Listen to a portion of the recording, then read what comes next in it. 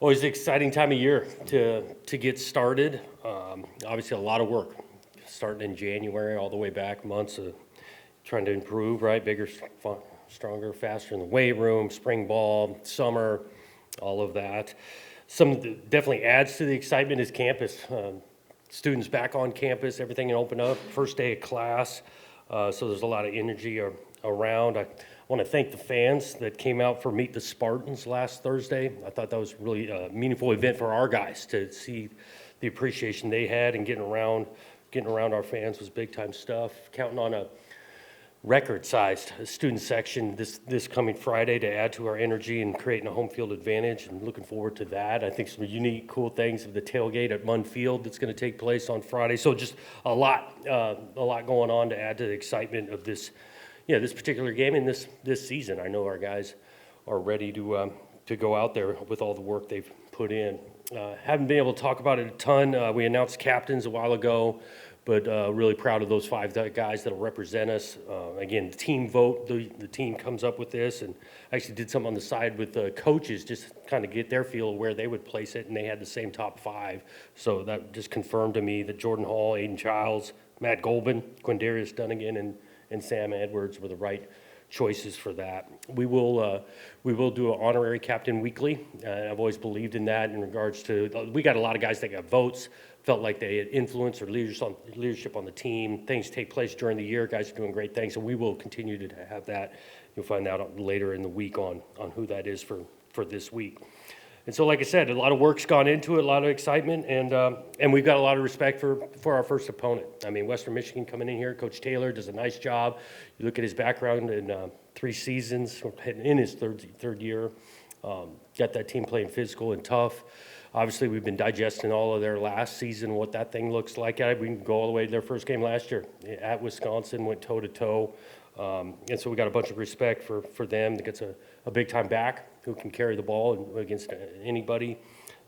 Offensively, to make it physical. Defensively, there's a little bit unknown with what that is exactly going to look like schematically, but I know those players play hard and play sound football. So with that, this week just came off the practice field. We're trying to have a big-time week of preparation for a great atmosphere Friday and to play quality football. Questions?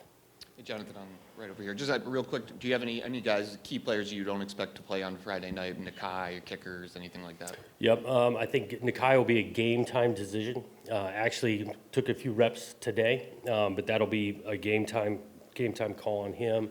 Tarek is in that same boat in regards to a game-time decision. Hadn't been able to do much last week. Toward the end of the week, some. We'll kind of see where that lands with him. Just kind of on the maybe larger name, Jack Vellings looked fine the last, call it, week. Practice today. They anticipate him being able to go out there and go.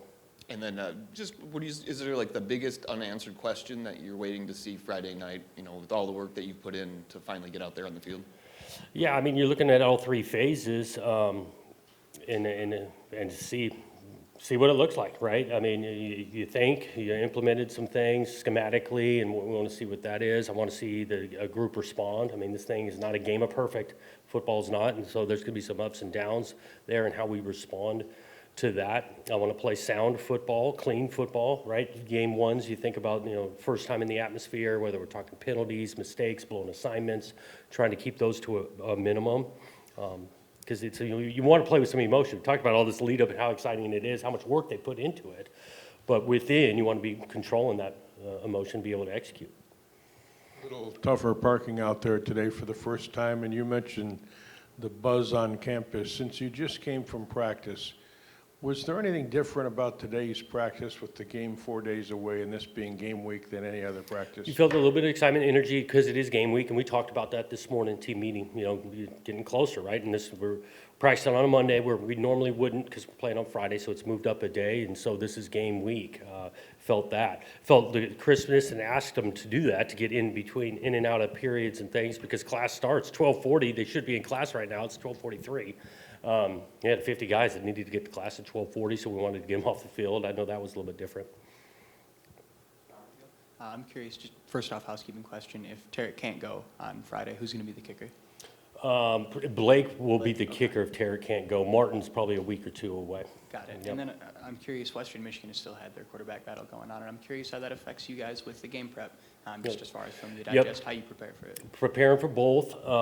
We can look at junior college tape, and we've done some of that. Obviously, there's a little bit of tape of the other one and competition, so we're trying to be prepared for both. Just again, evaluating. I think both of them have unique skill sets. One of them maybe a little bit more physical, athletic, and run. The other ones can throw on the ball for thousands of yards. So we're preparing for both. Jonathan, not taking anything away from your opponent, I'm actually a Western Michigan Bronco, but is there ever concern about looking past the week one opponent, especially when you got somewhat of a revenge game coming up after that? I'm not overly concerned. Like I said, these guys are so excited to play. And we do talk about respect, and every time we get to line up, paying respects to whoever we're playing. And how we do that is through our preparation. We said that this morning. I think there's some maturity on this team, and just watching them practice today, there's no signs of, call it, looking forward. Two things. One, just kind of back with the kickers again. With the early season games, how much of it is maybe trying to, I don't want to say minimize, but make sure that those other two guys, Connington and Ahmed Basic, are healthy for the rest of the year? Does that play into the decision right now? Well, yeah, we want them healthy to be able to execute the kick. We're not going to put them out there if they're not healthy. We're definitely not overworking them through the week and things. But to be honest with you, Blake has been solid through camp. I think statistically, his numbers, we were talking about it, are similar to the way we were kicking field goals statistically last camp with Kim and all of that. So we've got some confidence in him. And so there comes to a field goal made. If Tarek's good to go, we'll find out on Friday night. If not, Blake can bang it through. And the second question about the offensive line in particular. I know you spent a lot of time in the offseason talking about getting them up to speed, getting the run game going again, getting the blocking right. When you look at this game, is this I don't want to say a critical game for them, but is it a pivotal game for them to establish all those things that you wanted in your eyes? We were definitely shooting to play really quality football at the line of scrimmage. So much of our offense starts at the line of scrimmage. I said it before, this is not a game of perfect. I don't expect us to go out there and run whatever it is, 70 snaps of offense, and they're flawless. Like, there's going to be some things. They've got good players over there, all of that. But I won't be shocked if we end up playing more than 5 old linemen in the game. And so some of that rotation going through, and guys have earned that. So it's not going to be perfect, but we're looking to be a physical group that can protect the passer and run the ball.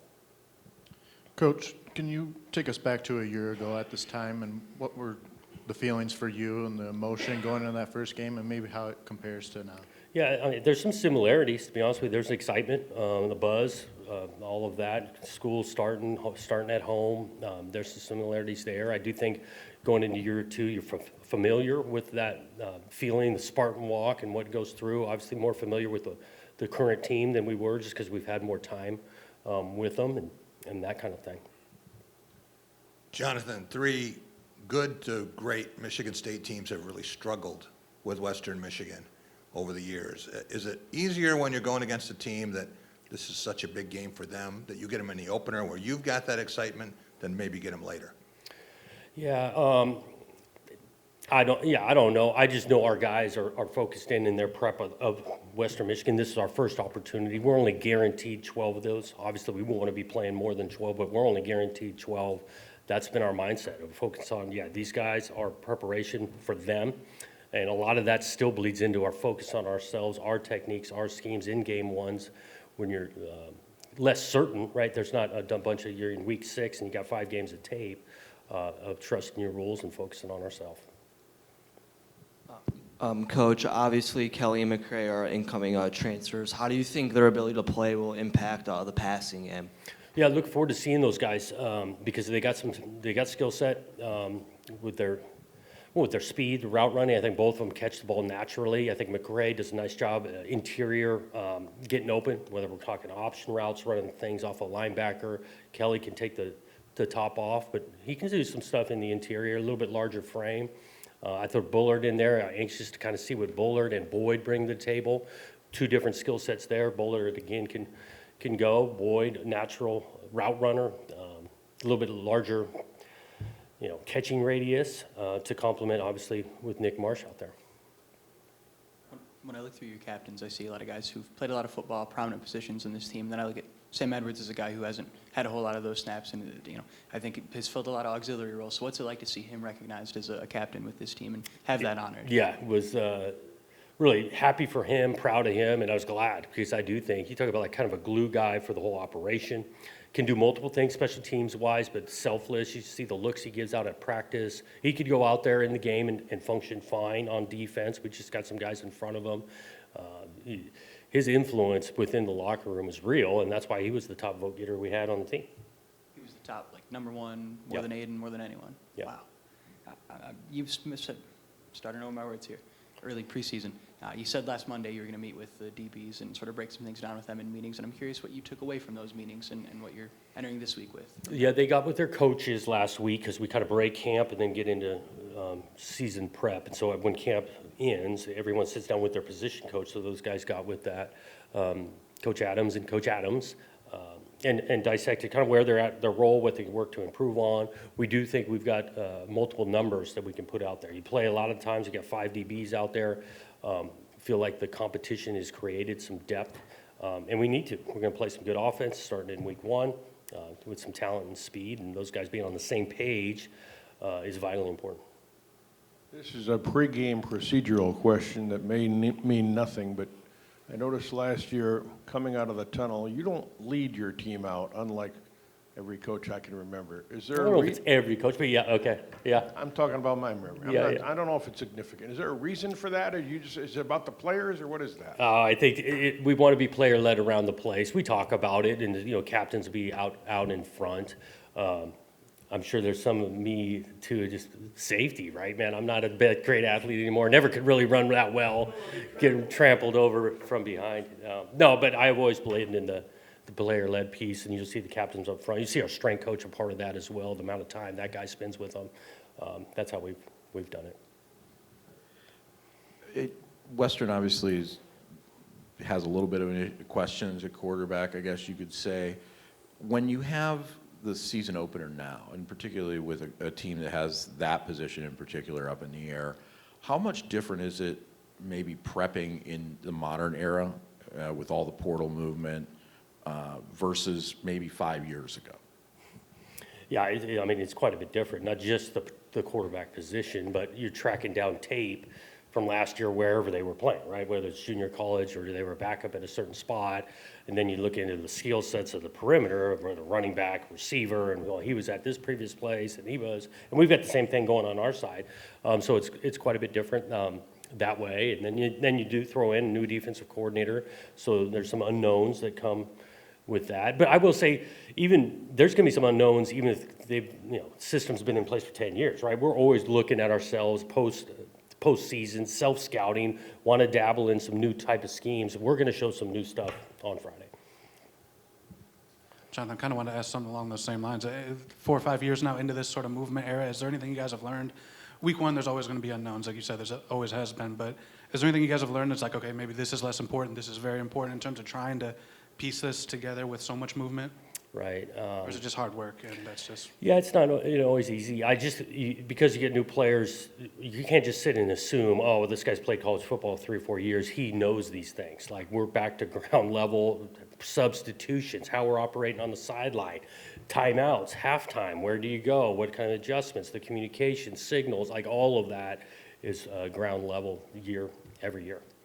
Also curious, is there any position groups that you guys as staff sort of look at this game as sort of an extended audition? It's not anything against Western, but just the timing going into from camp to week 1. Is there anything where you're still like, let's see some game reps to sort of keep evaluating? Yeah, we want to, and we're going to do that kind of really throughout the year. But in this game 1, where position groups are at, there's going to be a few of them that we're going to rotate a decent amount. I already kind of mentioned the O-line. I can see us playing more than 5 guys there. The rush position, maybe a little bit more. Usually it's about a 2-man rotation. You might see more guys there. Secondary, you might see a guy or two besides just 5 guys the entire time. We're going to rotate a receiver just like we do, but we'll probably run 6 receivers out there. I'm just thinking off the top of my head. We'll probably 3 backs, if not 4, but definitely 3. So you're going to see a decent amount. Yeah. You got two sophomore running backs, Brandon and Mackay, who were able to see the field just a little bit last year. What type of skill sets do they have, and what kind of share of the carries do you anticipate to see them get this year? Yeah, I think with Mackay, Frazier, he getting close to being a complete back. I mean, he can put his foot in the ground, physical, make you miss. Catching the ball out of the backfield, I think he showed some of that during fall camp, and I think that's grown to be a weapon for him. Brandon, physical runner, likes to get downhill and finishes runs. And done well on the protection side. Micaiah throw in there as well. So both those guys, we feel I think it's helped with the Tolliver back here. All three of those guys pushing each other. We feel like we get a good skill set back there. When it is week one, and not everything's going to be perfect, what do you look for out of Aiden and what he's going to look like out there on Friday? Yeah, I'm going to operate, and trust what he sees and take what they give you. They get us in the right play, and compete. Go out there and he's prepped. He's worked really hard. What around him? Trust the guys around him. Trust what he sees, and then go compete with it. Quarterback, you're always thinking about the functionality, play clock, correct play, those kind of procedural things that they can control, and want them to do a nice job with that. Jonathan, you've mentioned Simmons and Collier and also Aiden and Jace. Any other freshmen who impressed you enough you know they're going to be on the field, and do you know what you're doing yet with your kick returners? Those four, you're talking about true freshmen out the gate. Savory, we'll kind of see how the game goes, still up in the air, and that's the beauty of being able to play 4 games. We want to get those guys in games, whether they end up redshirting or not. So beyond those 4 you listed, Savory would be one. On the punt return, kick return side, I think that's still, Cadillac, Alante Brown on the kickoff return. He's done it before. You probably give us a chance there. Amari Kelly on the punt return side, but Collier's a mix in that. To talk about the conversation, he's a really natural punt returner. Can do it. Butler gets some reps there and on kickoff return. Jace will be a part of kickoff return at some point, whether that's in week 1 or not, I don't know. So we've got some options back there. Jonathan, you had, obviously, when you had Jonathan Kim, you knew the range, you knew everything you had at kicker. And I'm wondering if when you don't know it exactly there, does it affect your red zone decisions, your play calling? Like, I know red zone offense is something you wanted to pick up on anyway. I'm wondering if it changes the way you call a game a little bit. Yeah, 100%. In just the realities, I mean, with Kim, especially as he got into that year, big old leg, extremely high confidence. Yeah, that changes your approach. You get into the high red zone, we'll call it, 30, 40-yard line, where, and his distance, he had a big leg. And so depending on who's our kicker this week, we'll, call it impact decision-making on play calling on offense. Mm-hmm. Yeah. Long snapper went out kicking. Is Caden back, or are you good That- with Sam or somebody else? No, Jack would be the snapper if Caden can't go. That's the same thing. He's getting closer, Caden is, but he hasn't done much in camp, to be honest with you. So I can see Jack being he's totally ready to go on Friday. Just wanted to ask, it's totally housekeeping, but you mentioned hunting for tape earlier, and I wonder if you guys have a guy on staff who's in charge of that operation, or how do you find this FCS tape, different levels, like who puts it all together? Yeah, we've got big old staffs on really all 3 phases. And so, coaches trickle down to assistant position coaches to our quality controls. Those guys chase down most of it. And now this technology now, Pro Football Focus, Huddle, I mean, you got access to a lot. So it's not that difficult to find. Thanks, guys.